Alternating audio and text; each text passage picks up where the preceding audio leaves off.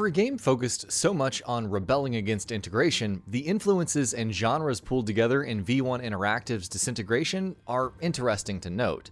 It's a first-person shooter where gunning down targets is key, but it's also a strategy game.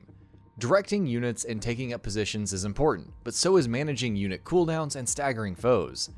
Given the development studio was co-founded by Marcus Leto, who co-created the Halo universe at Bungie, there's plenty familiar about the open nature of encounters, not to mention the hub reminiscent of Destiny's Tower.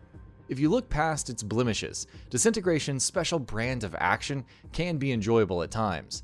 That doesn't change the fact that its various gameplay choices don't remarkably gel together all the time. The story is set in the near future, with Earth ruined by natural disasters, economic downturns, and the eventual collapse of society. To help cope with the sheer downfall of the planet, humanity invented integration, the practice of transferring one's mind into a robot body. The robots could survive the harsh conditions and even thrive with limited sources. Though meant to be temporary, it wasn't long before the fanatical Rayon decided that integration was humanity's next big evolutionary step. Thus, it set about capturing humans, turning them into soldiers, aka Red Eyes, and generally being mean. You play as Romer Shoal, an integrated human held captive on the Rayon's Iron Cloud. After being set free by other integrated, Romer and his new allies work together with various outlaws to stop the Rayon, and perhaps get their human forms back. Each squadmate has a fairly defined character type. Kokui is the lighthearted one. Seguin is the stern type, Agnes is warm but defiant, and Doyle is the bruiser. There's also Wagner, which is a mysterious old man who assists the rebellion and lends you a base and grav cycle. And wouldn't you know it, but Romer happens to be quite the grav cycle pilot. You and your crew are sent on lengthy missions to scavenge for scrap, assist the outlaws, or stop the Rayon from destroying a dam, with challenges that can be acquired between each mission. Despite how typical the story can be, the overall world building can be pleasant. Your squad mates will talk about various happenings, the fate of humans who resisted integration, the state of the world, and even their own desires and ambitions. There's some entertainment to be had, but not every clever bit of banter lands or feels appropriate for each mission. The atmosphere of a ruined world, an almost desolate kind of beauty pervading the air, is solid, if nothing else. As you embark on missions, you'll be hovering over the battlefield, providing fire support and issuing commands. The controls in this sense can take some getting used to, especially when switching between healing and shooting, but they're intuitive enough with time, at least on PC.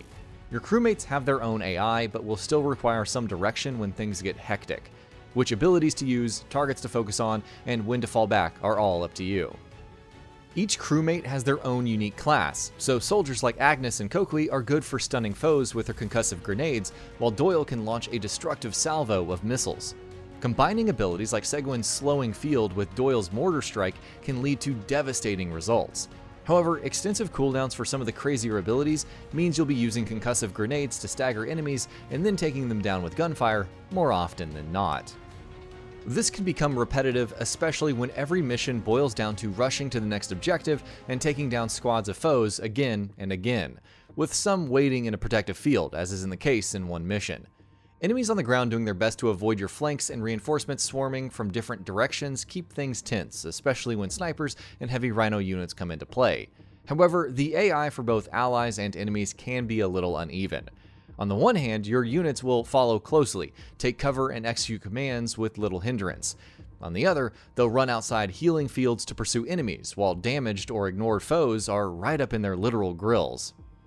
Spamming the indicator is key in some situations, but your squad will often get caught by those annoying mines and other hazards. It's not a game-breaking occurrence so much as an annoyance that crops up again and again. At least upgrading them increases their damage and survivability. As for the enemy AI, for every intelligent move they make, there are the obligatory hiccups like charging into your backline without a care in the world. Disintegration, in a nutshell, can be fun when chaos reigns and the orchestral score is kicked up a notch. It can be pretty dull when you realize that levels only really have one linear path despite their openness, with huge skirmishes only being tackled head-on. Its shooting is responsive, even if its time to kill in PvE reinforces the need to stagger enemies and focus fire, especially when enemy health and damage is bumped up at Maverick difficulty and beyond. The story isn't incredible, but it's entertaining enough and gets the job done while acquainting you with the world and the appealing cast. The hub areas are nice but simplistic, with very little to actually see as you run from one green speech bubble to the next. Nothing really drags the experience down, but nothing really stands out as amazing either. This is all the more apparent in multiplayer, when 2 teams of 5 crews battle it out. You'll partake in 3 modes: Collector, Retrieval, and Zone Control, with each player having their own grav cycle and squad mates. The maps offer enough cover for grav cycles and room for maneuverability, along with a decent amount of flanking routes and paths. The long time to kill is all the more reinforced here, with special weapons like Warhead and shotguns mixing things up. Regardless, engagements are meant to be more drawn out. Your units fight on the ground, their abilities feeling somewhat superfluous. Sometimes it can feel weird just hovering around and boosting every now and again when you take too much damage. Collector is your standard kill confirmed mode, and the overall crew abilities don't stand out much. By comparison, there's more strategy involved in zone control, since you can control choke points, lobbing concussion grenades, and slow fields to gain an advantage. Fights are often determined by who gets the drop on who, whether your teammates are around to assist in kills, or if you're caught on the unlucky end of a warhead. The skill floor in multiplayer is relatively low, allowing for easy entry, but there's not a whole lot to master. It is fun to experiment with the different crews, each with their own tailor-made grav cycles and compositions that cater to different playstyles. You can go full durability with the Militia, or sacrifice that for speed with Neon Dreams. Each crew has their own assigned unit types as well. Some, like the Business, will only offer 2 squad mates, while others provide 3. They even have their own challenges to complete and cosmetics to unlock. All in all, despite the strategy inherent, multiplayer amounts to some dumb arcade-like action at the end of the day. Though I didn't spend too much time with it, PvP didn't strike me as anything particularly noteworthy or having a long shelf life. Whether new modes or quality of life changes can fix that remains to be seen.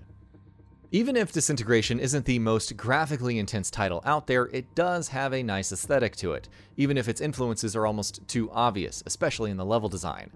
Performance is similarly solid, with no slowdown and only 1 or 2 crashes to speak of.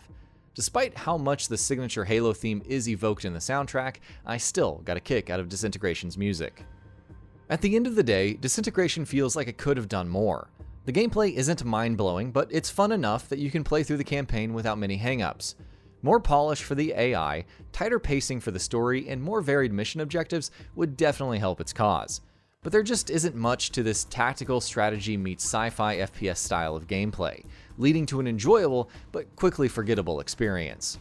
And that about does it for this video. If you enjoyed what you watched and want to see more from GamingBolt, you can always hit that subscribe button and turn on the bell icon next to it.